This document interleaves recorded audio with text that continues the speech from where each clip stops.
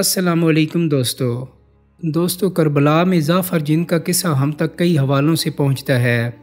میر انیس دبیر، میر مونس اور مرزا عشق کی مرثی وہ عوامی ریفرنسز ہیں جن سے ہم تک یہ داستان آتی ہے، جبکہ تاریخ روزہ شہداء حسین اخوند ملا جعفر استابادی سمیت سوانح ظافر جن اور سید آغا مہدی لکھنوی میں بھی یہ قصہ تفصیل سے مذکور ہے۔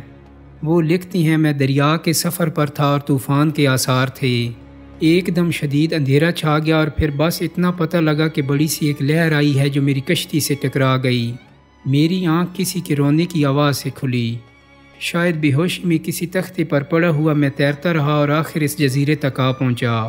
تھوڑی طاقت آئی تو رینگتے ہوئے اٹھنے کی کوشش کی۔ وہ آواز دور سے آ رہی تھی۔ آخر میں اس مقام تک پہنچ گیا جہاں سے رونے کی آواز آتی تھی۔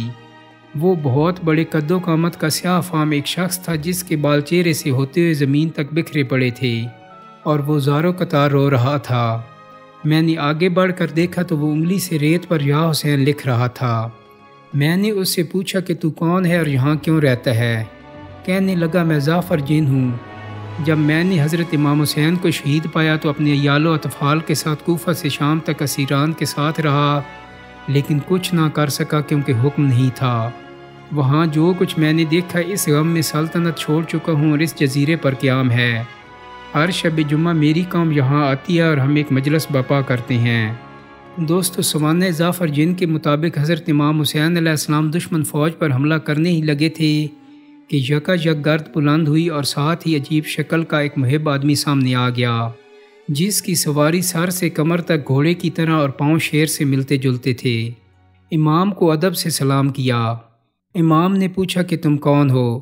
جواب دیا کہ میں ظافر زاہد ہوں، شاہ مرداں کا ادنا خادم ہوں۔ میری ساری فوج جنگل میں تیار کھڑی ہے۔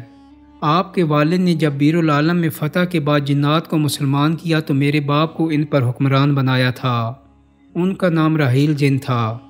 باپ کی وفات کے بعد میں بادشاہ بنا ہوں اور سب جن میری رعیت میں ہیں۔ حکم کریں کہ میں اپنی فوجیں لاؤں اور آپ کے دشمنوں کی روحیں کھینچ لوں۔ امام نے کہا، تم جن ہو، یہ انسان ہیں، یہ تمہیں دیکھ نہیں سکیں گے اور تم انہیں دیکھ دیکھ کر قتل کرو گے۔ ظافر جن نے کہا کہ بدر میں بھی تو فرشتے دکھائی نہ دیتے تھے۔ امام بولے، وہ خدا کی رضا سے آئے تھے، تم میری محبت میں آئے ہو، اور میرے معاملے میں خدا کی رضا یہی ہے کہ تم یہاں سے چلے جاؤ اور میں اس جنگ میں نہ بچوں۔ ظافر جن نے انسانوں کے روپ میں آ کر لڑنے کی پیشکش بھی کی لیکن اس کی ایک نہ چلی۔ پھر ظافر جن نے کہا کہ اجازت دیجیے اہل بیت کو حفاظت سے مدینہ پہنچا دوں۔ فرمایا، مقدر یہی ہے کہ میرے بعد یہ لوگ اسیر ہوں اور قید کی سختیاں اٹھائیں۔ اے ظافر، تو لوٹ جا کہ اب جو حال اس میدان جنگ میں ہوگا وہ تجھ سے دیکھا نہ جائے گا۔ کچھ روایات کہتی ہیں کہ ظافر جن وہاں رک گیا اور چپ چاپ سب کچھ دیکھتا رہا۔ جو داستان زیادہ مشہور ہوئی وہ یہ کہ ظافر جن واپس گیا تو اس کی والدہ نے پوچھا کہ تم کہاں گئے تھے اور کیسے واپس آئے ہو؟ تو اس نے سارا قصہ جب اپنی ماں کو سنایا تو ماں نے فوراً حکم دیا کہ جاؤ دوڑو، امام کی مدد کرو جس طرح ممکن ہو۔ اور پھر ظافر جن بما اہل و عیال واپس آیا، لیکن اب شہادتیں ہو چکی تھیں۔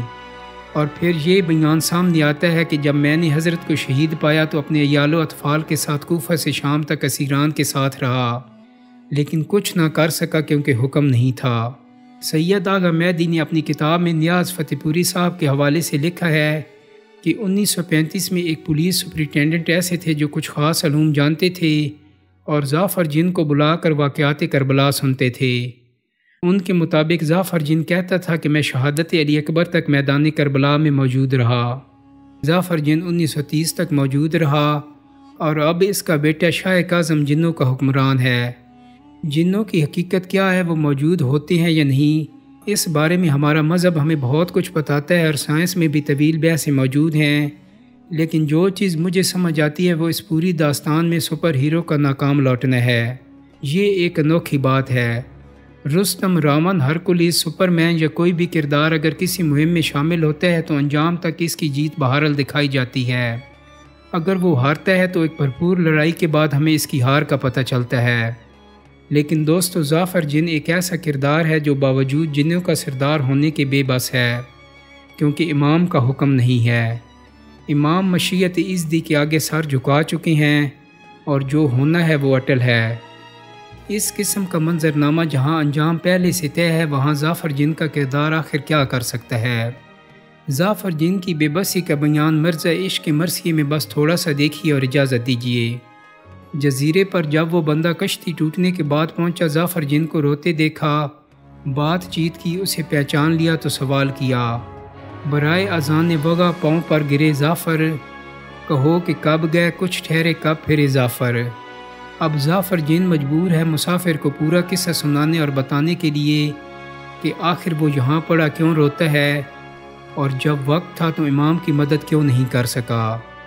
جب یہاں تک پہنچا کہ امام نے اجازت نہیں دی لڑنے کی تو پھر کہتا ہے، بیان حیدر صفدر نے جب یہ فرمایا، نظر میں ایک اندھیرا سا دفتن چھایا، پھرا حسین کی جانب کلک سے گھبرایا، ادب سے باندھ کے ہاتھوں کو میں یہ چلایا، اگر غلام نہ اس وقت کام آئے گا، ہنسیں گے لوگ جہاں میرا نام آئے گا، کہیں گے سب کی امید اٹھ گئی بھلائی کی، بڑی حسین سے ظافر نے بے وفائی کی۔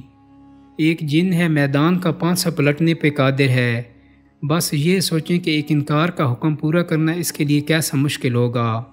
مرثیہ بہرحال ختم ہوتا ہے اور بحیثیت آخری کردار امام زین العابدین اب ظافر جن کو نصیحت کرتے ہیں۔ شریک حال ہوا اجر دے تجھے داور، ہمارے سر کی قسم جا بس اب یہاں نہ ٹھہر، جو ہو سکے تو یہی بات سب سے ہے بہتر، ہمیشہ روئیو بے کس حسین کو ظافر۔ دوستو اگر ویڈیو اچھی لگی ہے تو اس کو لائک اور شیئر کرنا مت بھولیے گا۔ بہت جلدی ایک نئی ویڈیو کے ساتھ ملاقات ہوگی۔ اپنا بہت سارا خیال رکھیے گا۔ اللہ حافظ۔